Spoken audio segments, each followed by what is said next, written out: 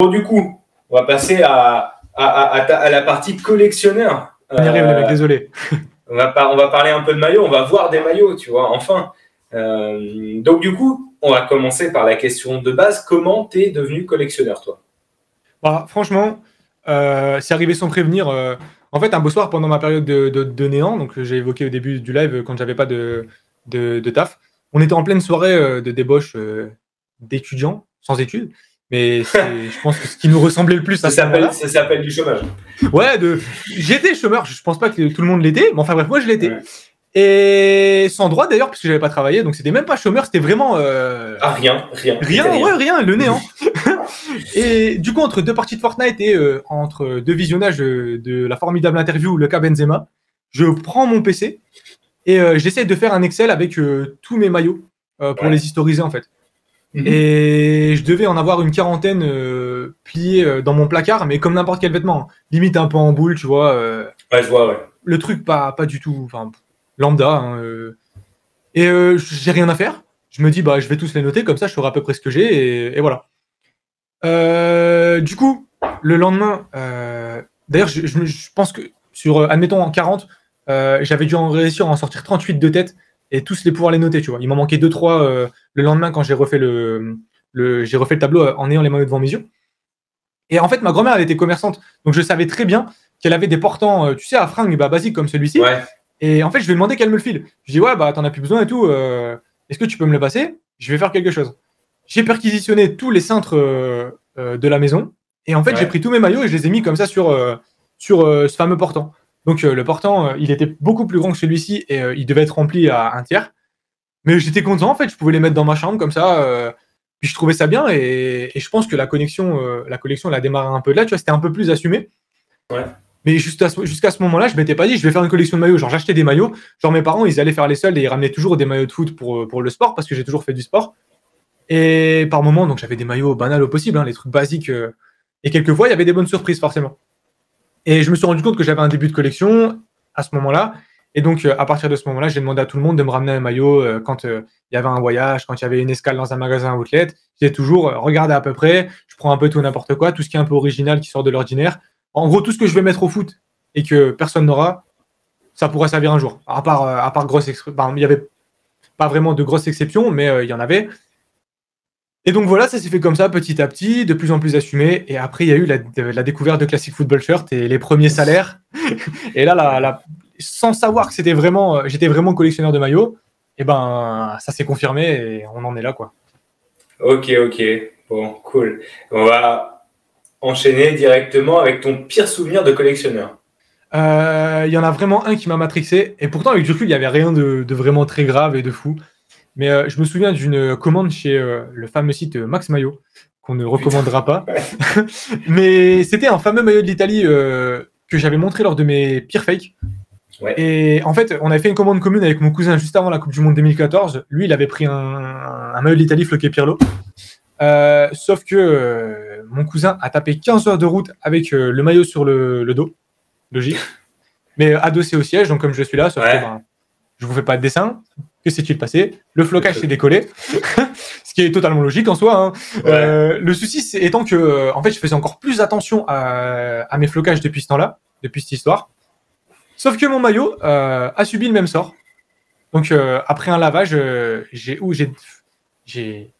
ouvert le maillot et surprise. Donc, ce qui faisait que, ce qui a fait que, même à ce jour, lorsque je porte un maillot floqué, je préfère rester comme ça en gainage sur la chaise plutôt que de me frotter un siège avec cette connerie, tu vois. Et vraiment, le souvenir, je me revois ouvrir le maillot parce qu'il revenait du lavage. Je lavais pas mes vêtements moi-même. Je déplie le maillot et je vois la lettre se décoller. Et là, en fait, j'étais au fond du trou parce que je prends super soin de mes affaires en général pour tout. Ouais. Et là, même ça n'avait pas suffi, quoi. Mais tu savais que c'était fake quand t'avais. Ah oui, à 20 € le maillot, t'inquiète pas que on n'était pas débile à ce point. Bon, ça va. Bon, après, voilà, c'est ça, 20 € le maillot. Bon, c'était... Puis en plus, c'est pas pour défendre le fake, mais on va dire que le fake s'est amélioré avec le temps, tu vois. Ouais. Même si on a encore des biens pourris, ça s'est quand même amélioré. C'est vrai qu'en 2014, ça devait être vraiment ghetto, quoi. Et ton meilleur souvenir de collectionneur, alors? Alors, mon meilleur souvenir de collectionneur, j'ai essayé d'en sortir un bien précis, mais en fait, ça recoupait avec un des maillots qui a une anecdote que je te présenterai plus tard. Donc, c'est beaucoup plus dans l'actualité. Ça va vous paraître ni au possible. Vous allez dire, mais il vit chez les bisounours, encore une fois, pour reprendre l'expression de tout à l'heure. Mais j'en ai plein. Et par exemple, quand quelqu'un vient me parler de sa collection en live, comme tu l'as fait il y a une semaine, comme Vianney, comme Ouais. William, comme Julien, qui est présent sur le chat, comme Joris l'a fait, Pierrick, je pense que je les ai tous cités, à Ouais. peut-être une exception. Mais tu vas me dire, ça n'a pas forcément de sens, mais ça en prend un très rapidement parce que je me rends compte que, tu vois, toutes ces rencontres-là, je les ai faites grâce à des maillots. Genre, C'est vrai. si j'avais pas développé cette passion, j'aurais jamais rencontré les gens, tu vois. Et la claque, elle est encore plus forte quand tu rencontres quelqu'un en vrai. En fait, un jour, j'avais une commande en relation avec mon business que je parlerai après, Ouais. à ramener en main propre pardon, sur Paris. Et le gars me connaissait pas, je le connaissais pas non plus, on s'était jamais vu, etc. J'avais pas de chaîne YouTube, donc il pouvait pas voir qui j'étais. Et en fait, je lui remets la commande, et en fait, on a parlé une demi-heure, trois quarts d'heure de foot en pleine rue comme ça, et on a sympathisé, et on est encore régulièrement en contact. Et tu vois, ça me fait encore une belle rencontre que j'aurais jamais pu faire sans le foot et sans les maillots. Et c'est pour ça, tu vois, que dans ma vie, je valorise autant le football et le sport. Et c'est pour ça que j'ai qu'une chose à te dire, c'est vive le sport, en fait. Il n'y a rien d'autre de plus Ah fort. bah, vive le sport sur France Télévisions, quoi. Ouais. Pour reprendre un slogan. Ouais. Ça fait plaisir de pouvoir parler maillot avec d'autres passionnés. Bah, nous, ça nous fait plaisir aussi. Salut Vianney. Son meilleur souvenir, il n'est pas arrivé. Il arrivera lors de l'arrivée d'un maillot de Metz. Oh, le forceur. Je vais être obligé d'en acheter un. Au bout d'un moment. Alors, donne-nous les principes et les lignes directrices de ta collection, s'il y en a. Alors, pour ce qui est de mes principes, j'ai pas énormément de contraintes, mais j'en ai des bien précises. Seulement, pas de maillot de Ligue 1. Genre, j'en recherche pas. Il y a quelques exceptions, comme je vous ai dit tout à l'heure, mais elles sont là par défaut. Je me les suis plus vu offrir. Ouais, c'est cool, tu vas pouvoir avoir un maillot de Metz puisqu'ils vont bientôt être en Ligue 2. Je suis pas sûr qu'il mettra Bleu la validera celle-là. Est-ce tenté. On va appeler la VAR et puis. Après lui, il me vanne à chaque fois. Il dit toujours le PSG est éliminé de Ligue des Champions. Donc, lui mettre une petite bastos comme ça fait jamais de mal. Une petite piqûre de rappel. un tacle de Ligue 2, hein, à niveau genou. Et du coup, pas de maillot fake. Il faut rappeler que c'est illégal. Et je pense que dans mon développement, enfin dans mon idée des fakes, je l'avais pas forcément. C'est pas la première chose à laquelle je pensais. Mais il faut rappeler que c'est illégal. Ensuite, j'aime bien matérialiser mes souvenirs par des maillots, quel que soit le club. Et le détail important aussi dans ça, c'est que je porte pas ou plus les maillots d'autres équipes que je ne supporte pas. Donc, tu vas pas me voir porter, je sais pas, un maillot du Barça, bien que j'en ai. Bah là, tu vois, le rose là avec le. Ouais, je vois. J'en ai un, mais tu me verras jamais le mettre en fait. J'enlève même plus les étiquettes maintenant parce que j'en ai trop à mettre et voilà. Du coup, ce qui fait que je privilégie quand même les maillots nation parce que je pense que je peux me faire plaisir. Il y a une diversité folle en soi, enfin que ce soit en joueurs mythiques, en design, en couleurs, en toute culture. Non pas pour m'inventer des origines comme je l'avais dit lors de ma vidéo collection, Ouais. mais s'il y a une phrase qui caractérise ça, comme disait un grand homme, citoyen du monde, j'aime toutes les couleurs, toutes les nations, tu vois. Je peux te sortir un Vidal du Chili 2014 ou un Cavani Uruguay 2018. Je suis pas uruguayen, je suis pas chilien. J'ai pas un oncle chilien, mais Ouais. je vais te le sortir avec une fierté telle. Je suis tellement content de porter ça, tu vois. D'accord. Et pour finir avec ça, avec le temps, j'essaie de rentrer plus de stock pro porté. Le souci étant que le marché est fort élevé et peut-être déréglé par des investisseurs en maillot professionnels. Et j'estime pas avoir totalement rattrapé tous les souvenirs. Je vois pas mal de nouveaux qui se lancent en disant en ce moment, je récupère tous les maillots des légendes que je kiffais quand j'étais petit. J'ai pas vraiment fini tout ça, tu vois. Donc, peut-être à terme, quand tu grandis, plus d'argent et moins d'objectifs de maillots, je passerai plus sur du porté, du préparé, voire du stock pro si c'est vraiment pas possible en porter. Mais voilà. Ok, d'accord. Bon, déjà, voilà, moi j'approuve le fait de laisser les étiquettes parce que c'est un truc que je fais, mais c'est pareil, c'est des choses qu'on fait avec le temps en fait. Et puis oui, après, c'est vrai que c'est plus si tu trouves à l'opportunité du stock pro, ce genre de choses, c'est toujours sympa d'en avoir quoi.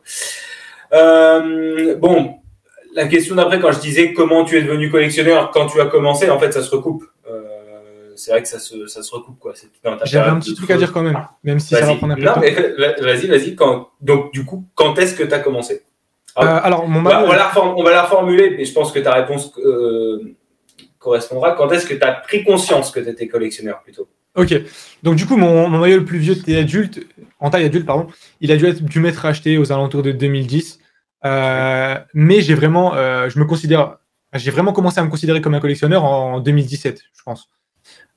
Et d'ailleurs, à ce moment-là, j'ai un Insta depuis très peu longtemps, bien que le game maillot sur Insta est vraiment hyper important et je l'imaginais pas du tout. Mais je me trouvais un peu, je m'imaginais un peu comme quelqu'un de seul au monde et je regardais pas du tout ce qui se faisait ailleurs.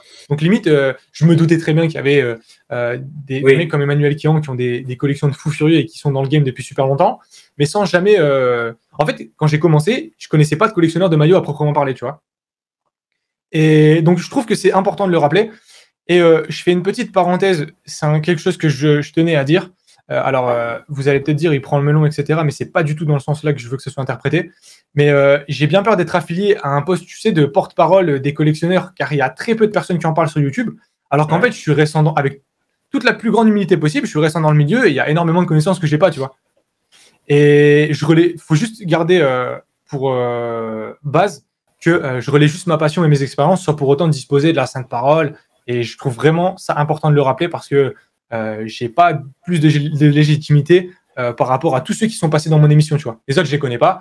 Mais par exemple, les 6 personnes qui sont passées, toi y compris, elles ont autant de légitimité de parler de maillots et d'avoir leurs avis et d'avoir des belles collections que moi. La seule chose qui diffère d'eux, c'est que moi, j'ai une chaîne qui en parle et que le game est très petit, donc on pourrait dire, lui, il a entre gros guillemets, parce que c'est pas la vérité, il doit en avoir des autres, mais la plus grosse communauté, donc il a un avis qui prime sur d'autres. C'est pas vrai du tout. Et ça, faudra pas l'oublier, même si demain on est 10 000, quoi. Ouais, non, je suis d'accord avec toi. En fait, c'est le jeu, tu vois ce que je veux dire. À partir du moment où quelqu'un est exposé, naturellement, la personne qui ne l'est pas va aller vers la personne exposée pour poser une question. En fait, c'est logique. Mais en tout cas, voilà. Il y a Galatier, bro.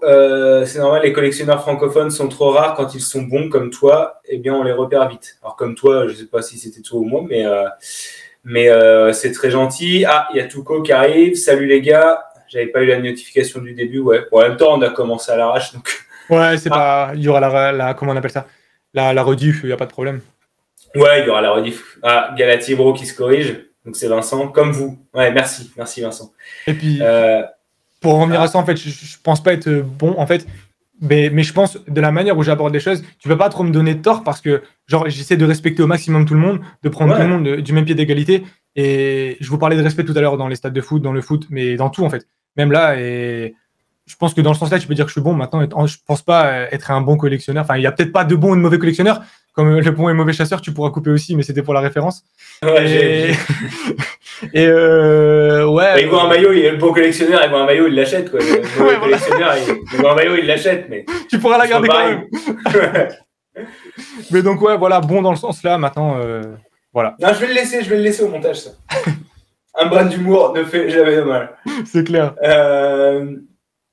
Donc, du coup, après, tu avais répondu à la dernière question. Qu'est-ce que tu ne collectionnerais jamais? C'est vrai que c'est une question que j'avais un peu déplacée dans le script, mais est-ce que tu veux nous répondre justement pour les gens qui viennent d'arriver dans le chat? Donc, qu'est-ce que tu collectionnerais jamais? On reprend ce que j'ai dit tout à l'heure, pardon. Le fake, parce que j'en ai eu 4-5. Je vous en reparlerai après, je pense.